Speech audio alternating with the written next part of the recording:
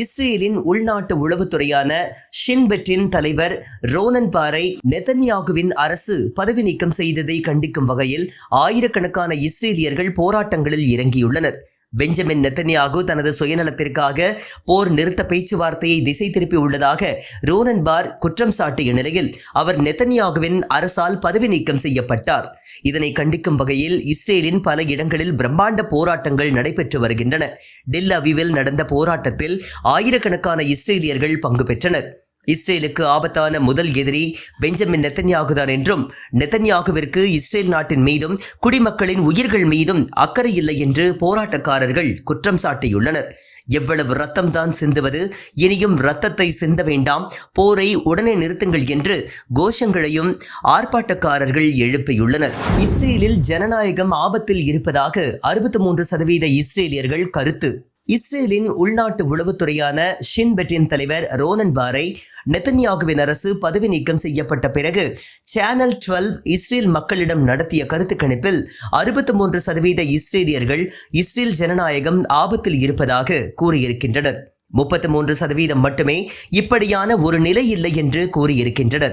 மேலும் அரசு தரப்பை ஆதரிக்கக்கூடியவர்களில் 37% பேர் இந்த அச்சத்தில் இருப்பதாகவும் கருத்து கணிப்பில் கூறப்பட்டுள்ளது. இஸ்ரேலின் உள்நாட்டு உளவுத்துறையான ஷின் பெட்டின் தலைவர் ரோனன் பாரை பதவி நீக்கம் செய்ததை கண்டித்து பல்வேறு விமர்சனங்களை வெளியிட்டு வரும் இஸ்ரேலின் முன்னாள் பாதுகாப்பு அமைச்சர் MK ஆவிக்டோர் லிபர்மன் என்பவர் நெதன்யாகுவின் நடவடிக்கைகள் செயற்கையாக உருவாக்கப்பட்ட ஒன்று என்று விமர்சித்துள்ளார்.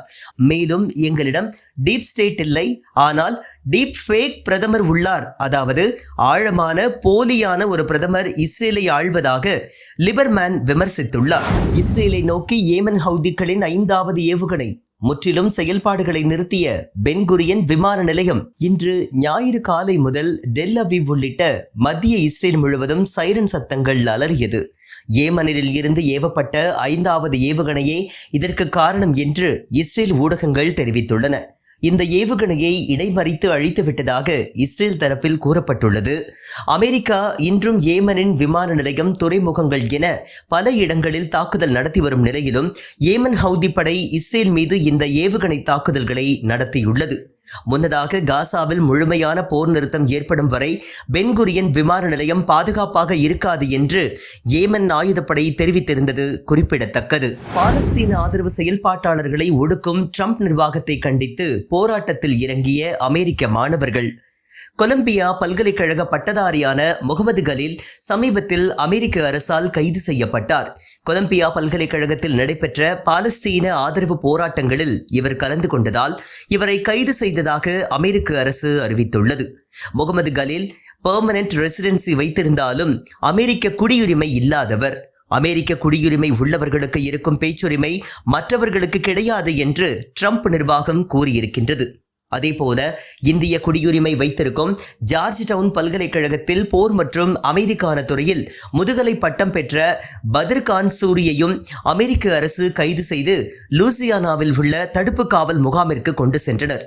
இவரது மனைவி மாபே செலே என்பவர் பாலஸ்தீனத்தை சேர்ந்தவர் என்பதாலும் இது முழுக்க அரசியல் காரணிகளுக்காக நடத்தப்பட்ட கைது என்று இவரது வழக்கறிஞர் தாக்கல் செய்துள்ள சட்ட ஆவணங்களில் பதிவு செய்துள்ளார். இந்நிலையில் இவர்கள் இருவரையும் உடனே விடுதலை செய்ய வேண்டி வாஷிங்டன் டிசியில் அமெரிக்க மாணவர்கள் போராட்டம் நடத்தியுள்ளனர்.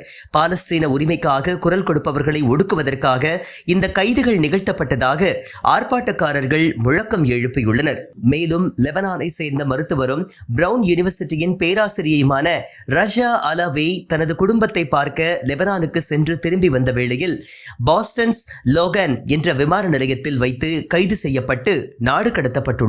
லெபனானில் நடைபெற்ற ஹசன் நஸ்ருல்லாவின் இறுதிச் சடங்கில் பங்கேற்றதற்காக இவர் மீது அமெரிக்கா நடவடிக்கை எடுத்தது குறிப்பிடத்தக்கது.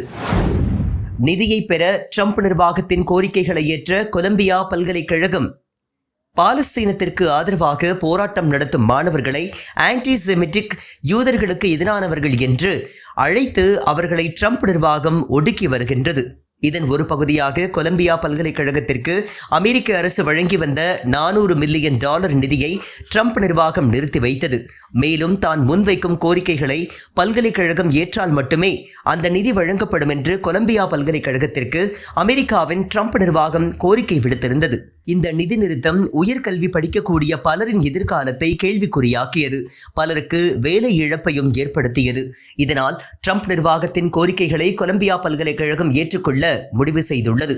இதன் அடிப்படையில் போராட்டக்காரர்களை கண்காணிக்க 36 வளாக காவல் அதிகாரிகளை கொலம்பிய பல்கலைக்கழகம் நியமிக்க உள்ளது.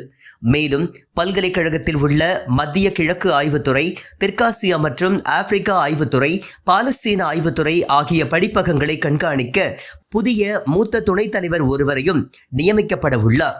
கடந்த 24 மணி நேரத்தில் மட்டும் காசாவில் 41 பாலஸ்தீனியர்கள் இஸ்ரேல் பயங்கரவாதத்தால் கொல்லப்பட்டுள்ளனர். இதன் மூலம் 17 மாதங்களாக நடந்து வரும் இந்த போரில் பலியான பாலஸ்தீனியர்களின் எண்ணிக்கை 50,000 எட்டியுள்ளதாக காசா சுகாதார அமைச்சகம் அறிவித்துள்ளது. இதுவரை 50,021 பாலஸ்தீனியர்கள் கொல்லப்பட்டிருப்பதாகவும் 1,13,274 பேர் காயமடைந்திருப்பதாகவும் காசா சுகாதார அமைச்சகம் அறிவித்துள்ளது. கடந்த 3 வாரங்களாக தண்ணீர், உணவு மற்றும் மருத்துவ பொருட்கள் காசாவிற்கு நுழைவதை இஸ்ரேல் தடுத்து வருகின்றது. இதனால் ரமலான் மாதத்திலும் அவர்களுக்கு தேவையான உணவுகள் கிடைக்காமல் காசா மக்கள் பட்டினியால் வாடி வருகின்றனர்.